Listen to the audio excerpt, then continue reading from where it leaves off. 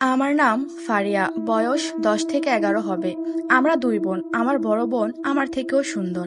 আর আমি এত সুন্দর না, কিন্তু আমাকে সবার থেকে সুন্দর লাগতো। যে দেখে সেই আমাকে বলে, আপনার বড় মেয়ের থেকেও আপনার ছোট মেয়েকে বেশি সুন্দর লাগে। একটু বড় না হতেই আমার বিয়ের জন্য অনেকজন আসতে লাগলো। আম্মু আব্বু ছিল শিক্ষিত, তাই তারা পাত্তা দিত না। এভাবেই দিন যাচ্ছে। আমার বয়স যখন 14 হয় তখন আমার একা ঘুমাতে ভালো লাগতো, কিন্তু আব্বু দিত না, বলে তুমি তোমার আপুর সাথে ঘুমাও। আমার খুব বিরক্ত লাগতো। একদিন আব্বু আমার সাথে ঝগড়া করে আমি অন্য রুমে চলে যাই। এই দিন থেকে এই রুমে ঘুমাতাম। আপু একা, আমিও একা। আমি দরজা লক করে ঘুমাতাম। একদিন আমি বিকেলে অনেক সাজলাম, আমাকে অনেক সুন্দর লাগছিল। তখন একটু বাহিরে গেলাম হাঁটতে। বাড়ির পাশে একটা বিল ছিল, ওই দিকে গেলাম। আস্তে আস্তে মাগরিবের আজান দিল। আর আমি যেখান দিয়ে আসছিলাম সেখানে অনেক কবরস্থান ছিল।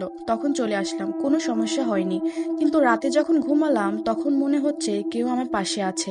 আমার ঘুম ছিল পাতলা, কিছু থেকে কিছু হলেই জেগে যাই। তখন আমি ঘুম থেকে উঠে দেখি কেউ নাই। আমি আবার ঘুমিয়ে গেলাম। রাত যখন 2 থেকে 3টা, তখন আমি অনুভব করি কেউ আমার কোমরে স্পর্শ করছে। আমি ঘুম থেকে উঠে গেলাম। আমি আবার তেমন ভয় পাই না, তাই পানি খেয়ে একটা গ্যাস লাইট নিয়ে আবার ঘুমিয়ে গেলাম। পরে আর কিছু হয়নি। পরের দিন আবার এমন হয়েছে। তাই আমি আম্মুকে বললাম। আম্মু বলছে এটা আমার মনের ভুল। আমিও আর কিছু বললাম না। পরে 2-3 দিন রাতে আমার সাথে খারাপ কিছু হয়েছে, ফিজিক্যাল। আমি সকালে উঠে দেখি আমার গলায় নখের দাগ হয়ে আছে। আমি অনেক বেশি ভয় পাই। আম্মুকে দেখাই নাই। এভাবে অনেক দিন হয়েছে। আমারও কেন জানি ভালো লাগতো সে আসলে। এভাবে অনেক দিন যায়। একদিন স্বপ্নে দেখি সে আমাকে বলে, আমি তোমাকে বিয়ে করব। আমিও অনেক খুশি হই।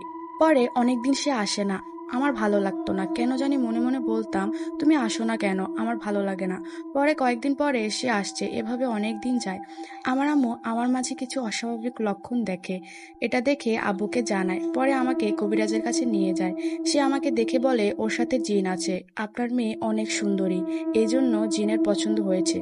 পরে কবিরাজ পানি পড়া দেয়, তাবিজ দেয়। পরে আমিও স্বাভাবিক হওয়া শুরু করি।